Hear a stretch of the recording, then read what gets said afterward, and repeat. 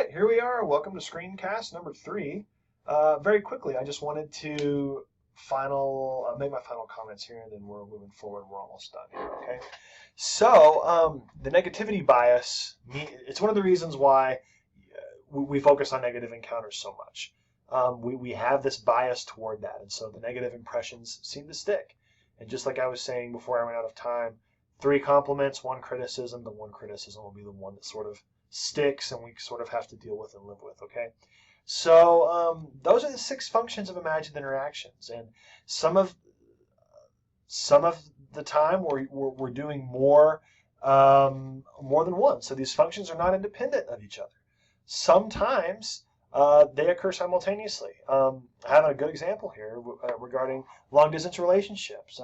Compensating for the lack of real interaction in a long-distance relationship may be used to keep the relationship alive, as well as rehearsing what will be said at the next conversation. So sometimes you're doing more than one function with these. Sometimes it could be many of them. These inner conversations may be just as important as the actual conversations in managing our sense of social reality. So many times the imagined interactions that we have are playing a much bigger role than we would realize in the way that we manage our identities, the way that we manage our relationships in life.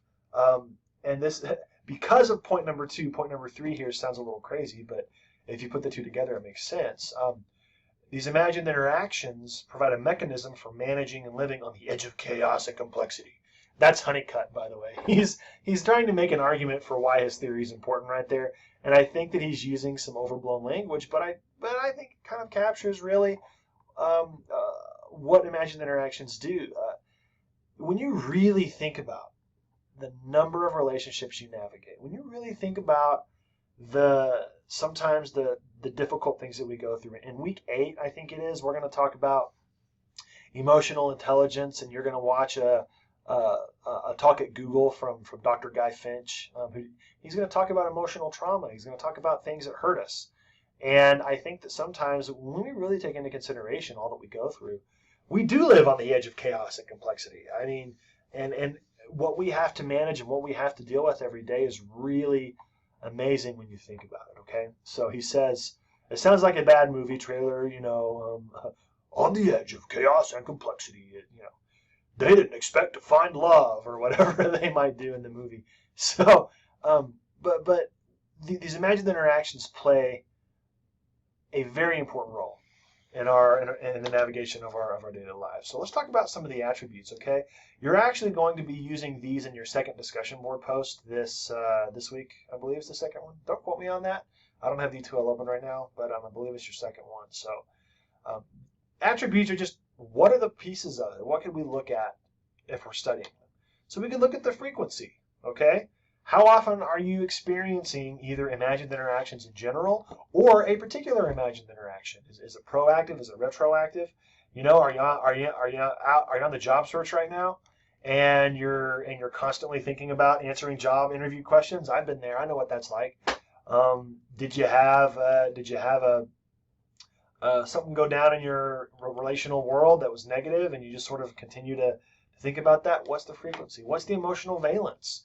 How enjoyable was it? How uncomfortable was it? And the amazing thing is sometimes things can sometimes in the moment our reactions can be, it's really interesting. Some of us can be very emotionally present and understand what we're feeling in the moment. I'm actually someone who in the moment, I just sort of get in this weird survival mindset, and whatever's happening to me in the moment, especially if it's negative, I just live through it, and then as I reflect back on it, as I have the imagined interaction, reflecting back on it, then I'll experience the anger. Then I'll experience the hurt, right? It might have hurt a little bit at the time, but the more I think about it, the more it hurts, and it's actually the real hurt I should have experienced at the outset. So emotional valence is an attribute. Discrepancy, okay? How different is the imagined interaction from the actual communication? I've done this before with a job interview.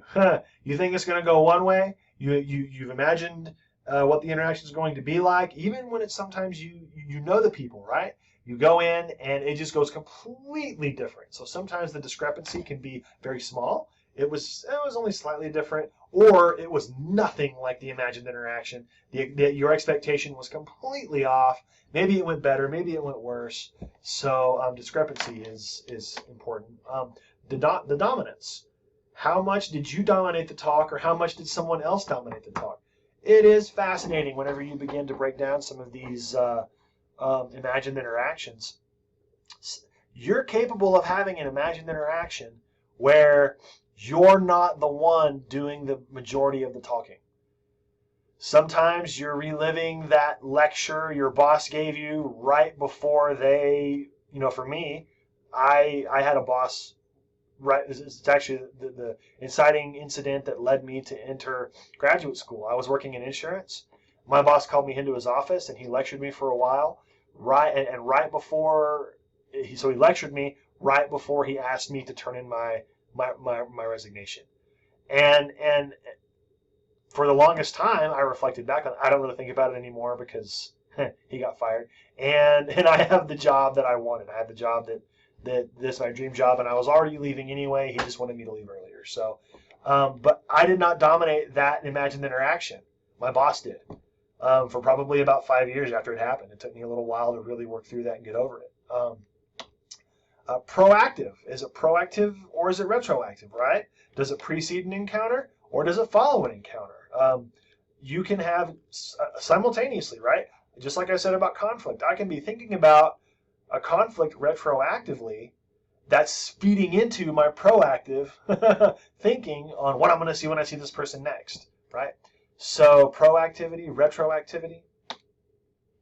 Specificity. How much of detail is there? Sometimes you have an imagined interaction that's just very general.